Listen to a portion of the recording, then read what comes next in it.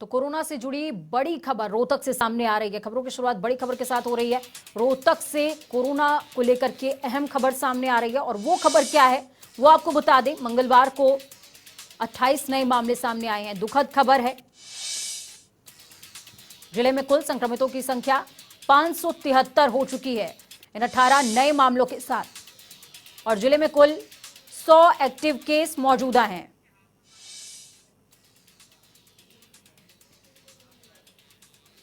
तो इलाज के बाद 466। तो सोनीपत से ही एक बड़ी खबर आपको बता रहे हैं। कोरोना को लेकर के अहम खबर सोनीपत से भी सामने आ रही है और क्या कहती है ये खबर। सोनीपत में पिछले 24 घंटे के अंदर 62 नए मामले सामने आए हैं। सोनीपत में भी लगातार संक्रमितों के आंकड़े में इजाफा हो रहा है। जिले में कुल संक्रमितों की संख्या 1318 हो चुकी है। इन 62 मामलों के साथ सोनीपत में एक्टिव केसेस की संख्या 500। तो इस वक्त की अहम जानकारी आपको दे रहे हैं। इलाज के बाद 17 मरीज ठीक हुए हैं। बेहद बड़ी खबर बता रहे हैं। अब तक कुल 800 मरीज ठीक हो चुके हैं। जब हम आपसे कहते हैं कि ये मरीज ठीक हो चुके हैं यानी कि रिकवरी रेट में इनकी गिनती होती है। तो सोनीपत से अहम जानकारी सामने आ रही है कोरोना से जुड़ी हुई। पिछले 24 घंटे में 62 नए मामले सोनीपत में सामने आए हैं। तो वहीं रोहतक की बात करें तो 18 नए मामले रोहतक में सामने आए और जिले में सोनीपत जिले में कुल संक्रमितों की संख्या 1318 हो चुकी है। सोनीपत में एक्टिव केसेस की संख्या 500 है। जब हम आपसे कुल मामले कहते हैं तो समझ लीजिए उसमें एक्टिव केसेस भी हैं, मृत्यु भी है और वो तमाम लोग भी हैं जो कोरोना को मात देकर घर पहुंचे हैं।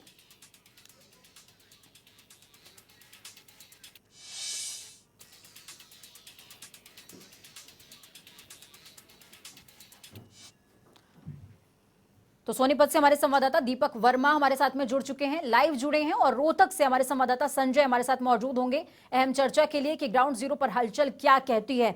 सोनीपत का सबसे पहले रुख करते हैं। दीपक, मौजूदा स्थितियों की अगर बात करें 62 नए मामले 24 घंटे में, हालात चिंताजनक होते जा रहे हैं।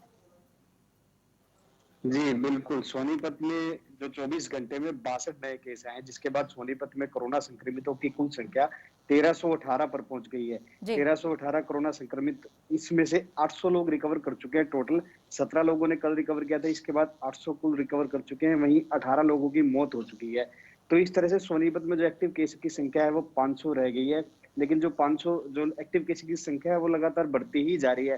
हालांकि रोज नए रिकवर हो रहे हैं, इसके बावजूद इससे ज्यादा नए पॉजिटिव केस भी आते हैं, जिसके बाद एक्टिव केसों की संख्या लगातार बढ़ ही रही है। जी दीपक, आपके पास वापस लौटूंगी। पहले रोहतक से भी ओपनिंग रिमार्क ले लेती हूँ। संजय, रोहतक में मौजूदा स्थिति की अगर बात करें तो 18 नए मामले पिछले 24 घंटे में सामने आ चुके हैं। ऐसे में अगर मौजूदा प्रशासन की तैयारियों की बात करें तो चूक कहाँ नजर आती है? देखिए, पूरी तरह से जब से प्रशासन अलर्ट हुआ है और उसको जो केंद्रीय सरकार ने निर्देश दिए हैं, गृह मंत्रालय से निर्देश आए हैं, तब से पूरी तरह से जो है प्रशासन अलर्ट यहाँ पर दिखाई देता है। स्वास्थ्य विभाग भी पूरी तरह से अलर्ट दिखाई देता है। लगातार मीटिंगों का दौर जारी है, लेकिन लोगों के बीच में जाकर लोगों को समझाया भी जाता है और उनके चालान भी काटे जाते हैं। तो ऐसे में कहीं ना कहीं कुछ लोग जो है वो लापरवाह दिखाई देते हैं और इस कारण जो है ये संक्रमण बढ़ रहा है। मैं आपको बताना चाहूंगा कि इससे पहले जो है लॉकडाउन 2 में एक भी रोहतक में संक्रमण का मरीज नहीं था। तो लगातार ये कहा जाता कि रोहतक और चरखी दादरी ऐसे जिले हैं जहां पर एक भी संक्रमण का मरीज नहीं, ये पूरी तरह से सेफ दिखाई देते हैं। लेकिन लगातार उसके बावजूद जो है दिल्ली या आसपास के जिलों से जो है लोग आना शुरू हो गए और उसके बाद जो है संक्रमण की संख्या जो है वो लगातार बढ़ती गई। लोगों ने भी जो है कम जागरूकता दिखाई, अवेयरनेस दिखाई और उसके बावजूद जो है एक दूसरे से जो है फैलता गया और तकरीबन जो है दिक्कतें तब सामना करना पड़ा जब जो है एक ही परिवार के कई मरीज जो है वो आने लगे। तो कहीं ना कहीं लोगों की जागरूकता की कमी है, लोगों को जागरूक होना पड़ेगा। प्रशासन पूरी तरह से अलर्ट है।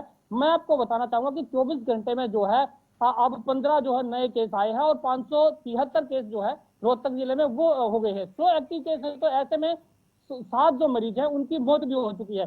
कहीं ना कहीं ठीक होने का आंकड़ा अच्छा है, लेकिन चिंता का विषय ये है कि लगातार संक्रमण अपने पैर पसारा। जिन इलाकों में एक भी संक्रमण का मरीज नहीं होता था, आज वो पूरी तरह से ग्रसित हो चुके हैं। वहां पर हालात ऐसे हैं कि कई इलाके तो पूरी तरह से है जो कंटेनमेंट जोन घोषित उनको कर दिया गया है। तो कहीं ना कहीं परेशानी का सामना लोगों को भी करना पड़ा, लोगों को जागरूक होना पड़ेगा पूजा, क्योंकि जिस तरह से अनलॉक 2 में जो कल प्रधानमंत्री ने लोगों को संबोधित किया कि अब जीना भी होगा और लोगों को जो है उनके साथ इस महामारी के साथ जो है ऐसी आदत डालनी पड़ेगी कि इससे बचना भी होगा। तो जब भी बाहर घर से बाहर निकले मुंह पर मास्क लगाकर निकले, जी और जिस तरह से पूरी तरह से सब प्रशासन भी अलर्ट, मैंने बताया आपको कि दिखाई देता है, क्योंकि जो लोग अपने मुंह पर मास्क नहीं डालते दिखाई देते, उनके चालान भी काटे जाते हैं, उनके खिलाफ कार्रवाई भी की जाती है। और उनके जो संजय, इस बात पर मैं आपसे अहम चर्चा करूंगी कि क्या चालान ही एकमात्र उपाय है। इस पर अहम चर्चा को आगे बढ़ाऊंगी मैं। फिलहाल दीपक से बातचीत कर लेते हैं। दीपक, 4 बजे अहम बैठक होने वाली है विधायक दल की। सोनीपत की अगर हम बात करें तो क्या लगता है अनलॉक 2 को लेकर के अहम चर्चा हो सकती है विधायक दल की बैठक में।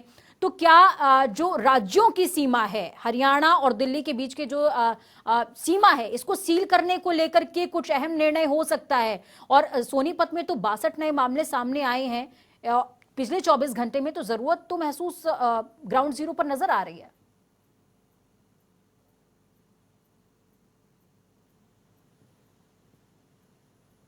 दीपक, आप तक आवाज पहुंच पा रही है मेरी?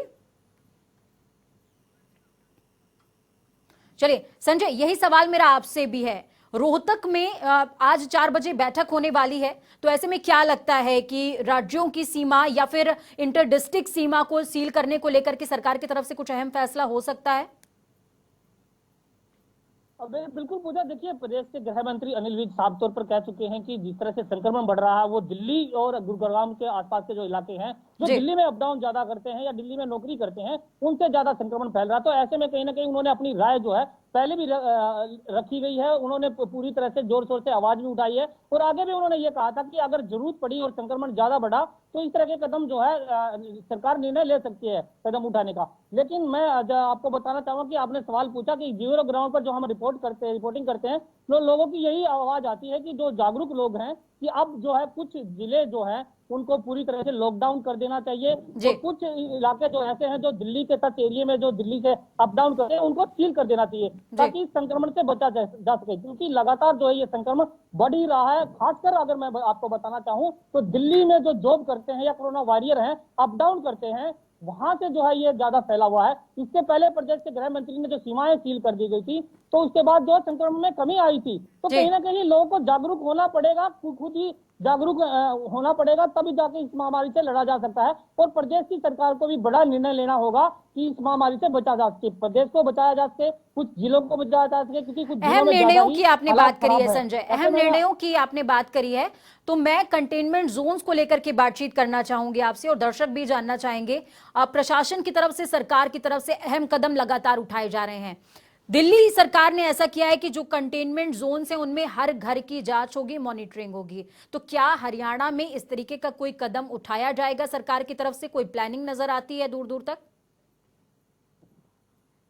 देखिए पूजा, जिस तरह से दिल्ली पूरी तरह से ग्रसित हो चुकी थी और ये कहा जाता था कि दिल्ली के जो लोग हैं वो दूसरे राज्यों में आना शुरू हो गए थे और वहां पर इलाज करवाना शुरू हो गए थे, ऐसे में जो है रोहतक की मैं अगर बात करूं या आसपास के जो इलाके हैं वहां पर भी लोग आना शुरू हो गए थे, क्योंकि एकमात्र पीजीआई यहाँ पर है और प्राइवेट जो हॉस्पिटल है वो भी पूरी तरह से यहाँ पर मतलब ज्यादातर यहाँ पर बताए जाते हैं। तो ऐसे में लोग जो है किराए के मकान लेकर यहाँ पर आना शुरू हो गए थे और अपना इलाज करवा रहे थे। तो उसको रोकने के लिए प्रशासन ने पूरी तरह से ये कहा कि जब कोई मकान देता है या किराए पर कोई मकान देता है तभी अपने रेंट पर दे सकता है, तब जो उसका कोविड-19 का सर्टिफिकेट उसके पास हो। तो ऐसे में कहीं ना कहीं चिंता का विषय यही है कि दूसरे राज्य का जो जब सीमा सील हो जाएंगी तो कहीं ना कहीं जो संक्रमण है उसकी चैन को तोड़ा जा सकता है। मैं आपको बताना चाहूंगा कि जिस तरह से रोहतक की मैं अगर बात करूं तो वहां पर 33% लोग जो दिल्ली से अप डाउन करते हैं उनके परिजन जो है कुछ ऐसे लक्षण भी दिखाई नहीं देते उनके अंदर कि पॉजिटिव मिले या कुछ संक्रमण का ग्रसित है, लेकिन उसके बावजूद जो है 3-4 दिन या 1 सप्ताह बाद संजय, मेरे ख्याल में आप शायद सवाल नहीं समझ पाए। मैं अपना सवाल दोहराना चाहूंगी कि हरियाणा के अंदर जो कंटेनमेंट जोन्स, रोहतक की हम बात कर लेते हैं, रोहतक में जो कंटेनमेंट जोन्स बनाए गए हैं, क्या उसके लिए उसके हर एक घर की मॉनिटरिंग के लिए कोई प्लान सरकार ने तैयार किया है? प्रशासन की तरफ से कोई इस तरीके का प्लान तैयार किया गया है जिसको अमली जामा पहनाने की कोशिशें हो रही हों?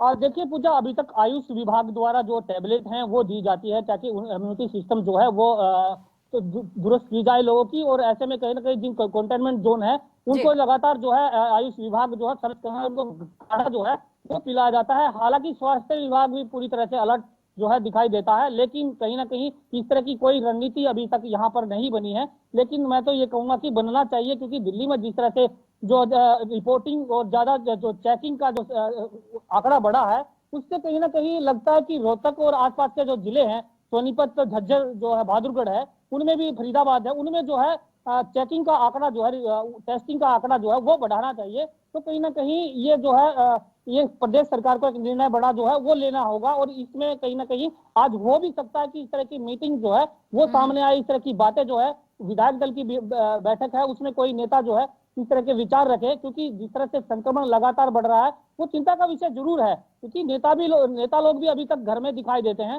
हालांकि एक्टिव जो है कमी कुछ नेता जो है वो दिखाई देते हैं, जो क्योंकि लोगों को जागरूक भी करना होता है।